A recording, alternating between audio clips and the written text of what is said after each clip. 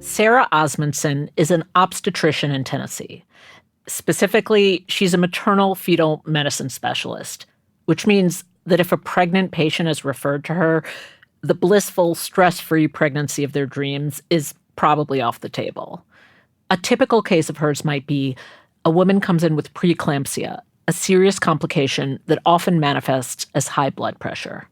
With preeclampsia, we generally counsel women that this is a pregnancy-associated condition. It starts from the placenta, and when the placenta is no longer inside of you, also known as delivery, the preeclampsia will go away. And so the cure for mom is to deliver. It's always to deliver. But we have a second patient that we are concerned about, and that second patient is the baby or the fetus. And so we are trying to walk this line of delivering early enough to prevent complications for mom, but also late enough that the baby doesn't have serious long-term complications related to prematurity. The pregnant women she sees might have diabetes, organ transplants, heart disease, or the fetus might have such severe complications that it's very unlikely to survive. And with each case, she has to think about both patients. Osmundson does not perform abortions, but sometimes she has to bring up the option with her patients. And over 10 plus years, she's developed a way of bringing it up, giving her own medical advice, but also hearing out the patients on what they value. You know, I had really come to kind of a place of peace with that, you know, we were honoring patients' decisions, even if they're not the decision that I personally would make or that I would recommend. And then the whole balancing act got upended. June 24th, 2022, the day of the Dobbs decision when Roe v. Wade was overturned. Tennessee Governor Bill Lee signed one of the strictest abortion laws in the country. No elective abortions at any point in the pregnancy. Limited exceptions to protect the life and health of the mother. And Osmundson had to figure out how to take care of her patients without breaking the law. The exception says, and I wrote it down because I always get this wrong a little bit, but it says that you can perform an abortion to prevent the death of the pregnant woman or to prevent serious risk of substantial and irreversible impairment of a major bodily function. To me, even from the beginning, this was very gray. Because what does that mean? Where is that risk? It is a continuum of risk. Where is the cut point that we have to decide some aspect of risk is too high? And so right away, I knew we would be at the sort of the center of this. I don't think I really understood what that fully meant at the time. This is Radio Atlantic. I'm Hannah Rosen. Today, we get a view into how some abortion decisions are made behind closed doors and the terrible pressures that places on doctors. When is the risk to a mother serious enough for the new law? A 2% chance of death? 10%? Does the patient have to be at death's door? And how can an individual doctor make that decision, given that they could get prosecuted for getting it wrong? Osmundson hoped to figure it out by not doing it alone. Vanderbilt University Medical Center, where she works, created what was informally known as an abortion committee. Her hope was that by working together, doctors could protect themselves and their patients and figure out how to operate in this new landscape. The existence of these hospital committees, much less their inner workings, is something that few people know about. Even the patients whose cases they decide often don't know about them. We're aware of them thanks to Kavitha Surana, a reporter at ProPublica who's been tracking the impact of Dobbs around the country. She connected us to Osmundson, a rare doctor who was willing to speak openly with Surana about how the committee was impacting her work, which, at the very beginning, was kind of positive. It made her feel safer. You know, I think many of us were very scared and felt some comfort and safety in numbers and felt like having a group of people who could talk through these issues and make decisions was the right way to go. Like, we don't want to do anything that might even appear that we are performing an abortion that does not meet the, exceptions in Tennessee because we do not want a prosecutor to come after us. None of us want to poke a bear and see if it bites us. And, it seemed all of a sudden like we were in the position of like poking the bear with everything that we did medically. So we were sort of all like, hey, if a group of us says this meets the exception clause, then they have to come after the entire group, not just an individual. I've invested 15 years of my life in training, I have taken out substantial loans to complete my medical training. Risking that for this seems like terrifying. So you're on the committee. What was the first case you encountered that the committee had to deal with?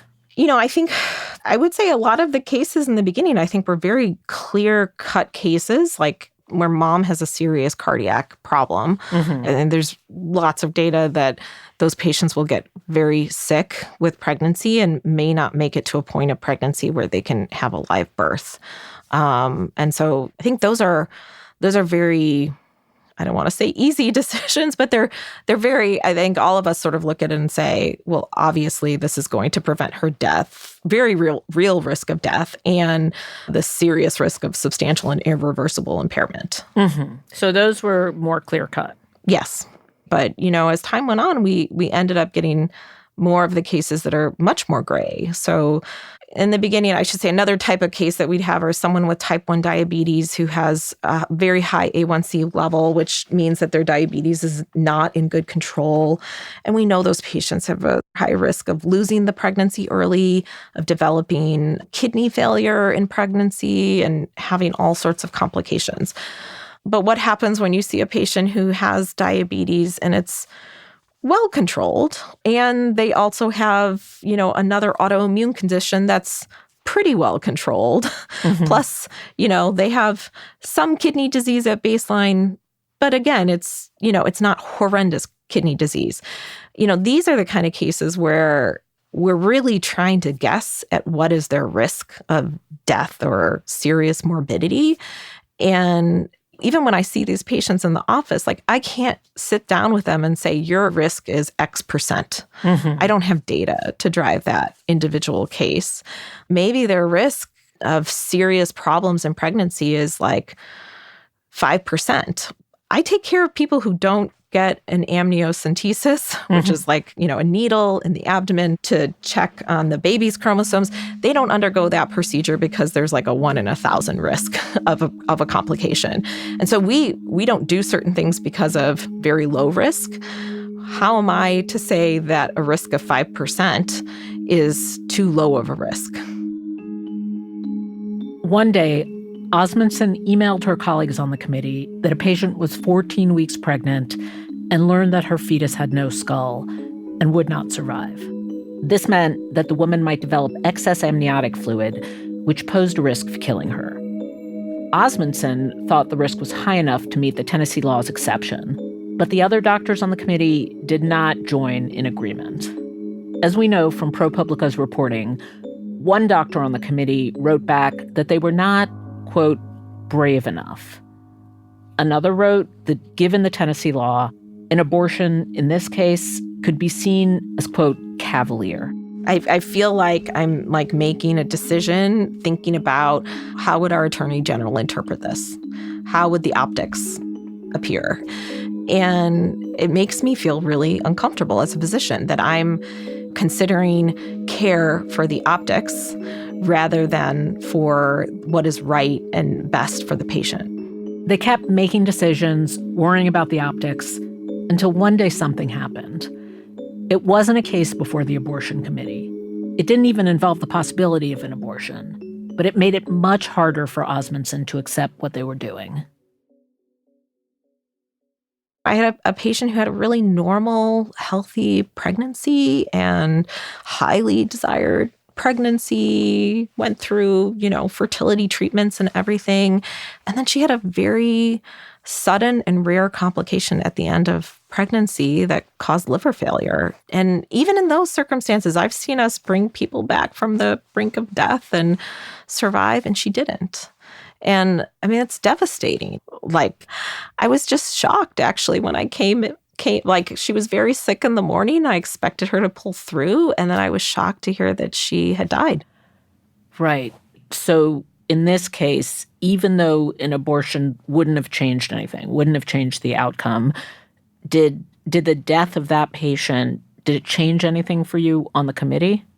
I think it really solidified the fact that denying an abortion to a patient who has medical complications is at odds with my medical judgment. And that made me realize that, like, when we're debating these issues, we are trying to interpret a law from a lawyer perspective. And, like, I'm actually really not qualified to do that. Like, I'm very qualified to give you my medical judgment. Mm-hmm. And I'm very qualified to talk to a patient and help them walk through that decision-making process. Mm-hmm. I am not qualified to read, 15 words in a law and try to interpret it.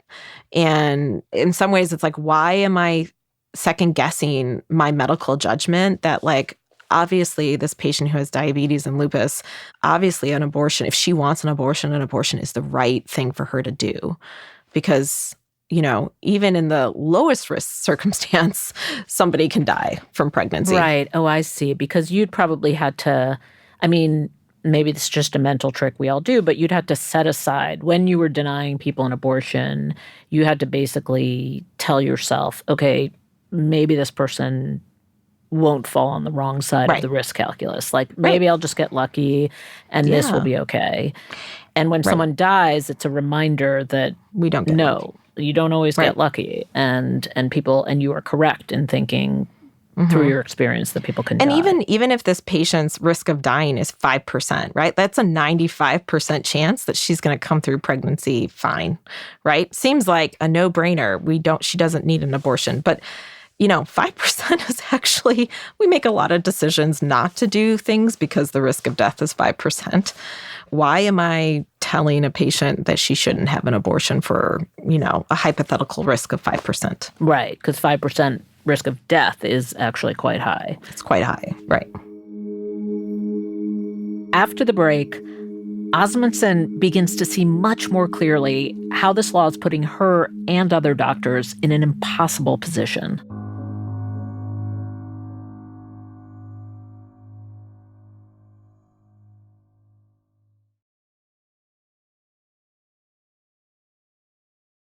After this young patient with an otherwise healthy pregnancy died, Osmundson stopped being able to put the obvious aside. Pregnant women died. As a doctor, she knew that, and she'd always known that. And now, she was failing to give her patients the full range of options to not die because she felt like she was interpreting a law that she had no qualifications to interpret. And so she started talking about that a lot, out loud, on the committee. I actually, and sort of joking, one time when our hospital lawyer was there, I said, could we just call up Bill Lee or call up, our attorney general and ask them, like, give them the case and say, what would you like us to do? And it's sort of tongue in cheek, but it's not, right? Like, they're the ones who are going to decide whether they want to prosecute me. So why can't I call them up and say, do you think this meets the exception? Why am I being asked to kind of guess at whether this is a prosecutable action? And was there a moment when you thought, I don't want to be on this committee anymore? Yeah, and I've thought through that. I think, a natural sort of question is, well, just quit the committee. And, the problem with that is, at this point, like, the other maternal-fetal medicine physician we had left, had moved out of state. I think it's really important for maternal-fetal medicine physician to be involved in the care. I still think there's a lot of benefit in thinking through these complex issues collectively. I just feel that the decision-making, like the moral culpability shouldn't be put on physicians to make these decisions. Like, I didn't come into medicine to practice medicine for how it appears to a lawyer or to a judge or to the governor. Like, I came into this to help patients and to help them through these processes. And the idea that I would consider what my governor or my attorney general thinks about a situation, like, that's very practical in some ways, but it's just wrong. Like, do you want your cancer doctor to be considering the opinion of an attorney general when they're making recommendations about your cancer care? Why would you want those kind of external things involved in your care during pregnancy? Right, right. I think the illuminating thing about what you've been through is that we do tend to talk a lot about elective abortions, but not so much about this circumstance where these are absolutely desired and wanted pregnancies. And the decisions you're making are purely for medical reasons, like really scary medical reasons. I mean, are you just not going to do it anymore? I don't know what the right answer is. I will just say that. I'm still in sort of figuring out what is the right answer. One scenario is to say, like, I will give you my medical advice and tell you all the medical circumstances that can happen. The people who have to say yes or no, maybe they should be lawyers in our hospital. Ooh, it's like the purity of your, like, if you followed your thoughts to the logical conclusion, protect the purity of your profession. This is a legal situation. What you're saying is correct. And yet it still feels like wouldn't it feel like abandoning your patients? It does. I mean, and I think that's like, I've talked about this with other members of the committee, and I think they feel like we all feel conflicted, right? And I don't fault anybody who's on this committee or fault anyone who says, I am too scared that I'm going to be prosecuted and I'm going to tell this patient we should not do an abortion here. Like, I don't fault them for doing that. This is a risk of jail time and huge fines. That's crazy. So, maybe there's some safety in saying I'm going to say, yes, you can have an abortion, but other people will probably say no. What happens when all of us say we feel uncomfortable denying care to somebody? I don't know what fully is the right answer other than getting rid of these horrendous laws or really making it clear that these are doctor and patient decisions. I have had personal patients of mine that have died in pregnancy, which are horrible. And I remember every single one of them.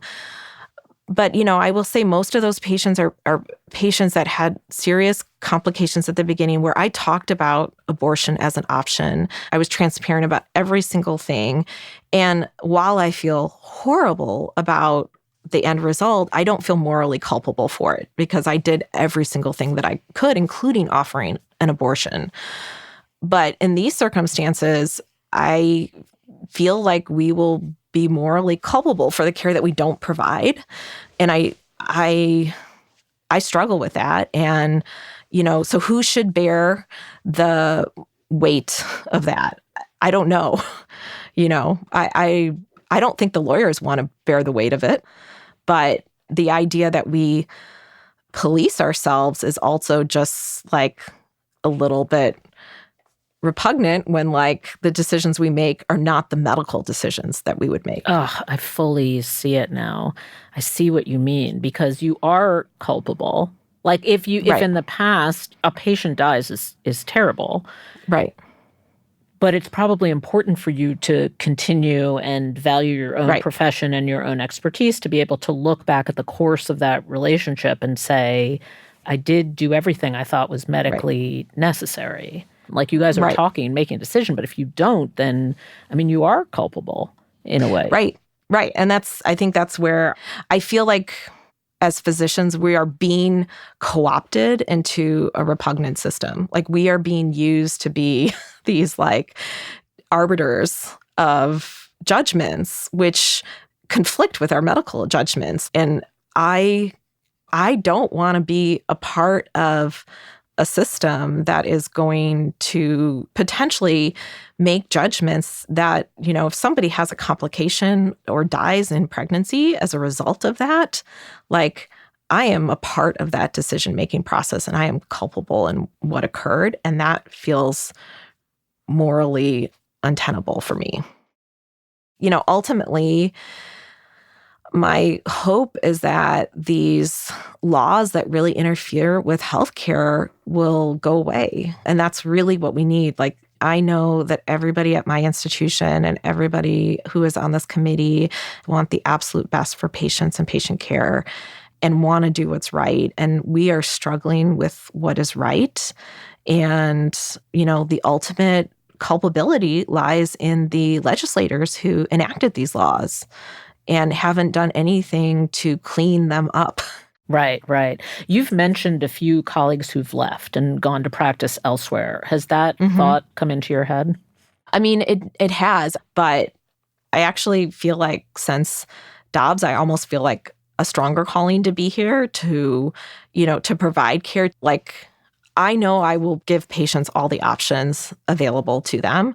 I worry that you have a circumstance where all the doctors that would do that leave, and you are left with doctors who will not talk about those things. And that is actually very scary. There is reason to hope that there will be some change in the state that lets us care for patients better.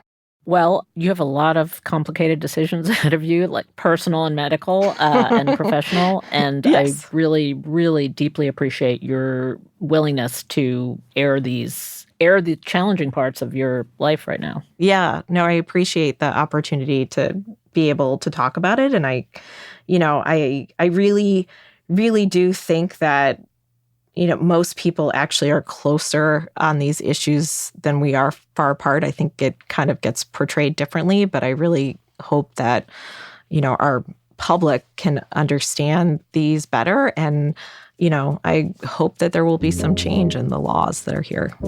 Yeah, thank you. This episode was produced by Kevin Townsend and edited by Claudine Abade. It was engineered by Rob Smirsiak and fact-checked by Yvonne Kim. Claudine Abade is the executive producer of Atlantic Audio, and Andrea Valdez is our managing editor. Thank you also to Kavitha Sarana and ProPublica. A link to her story is in our show notes. To read more of her reporting, go to propublica.org. I'm Hannah Rosen. Thank you for listening.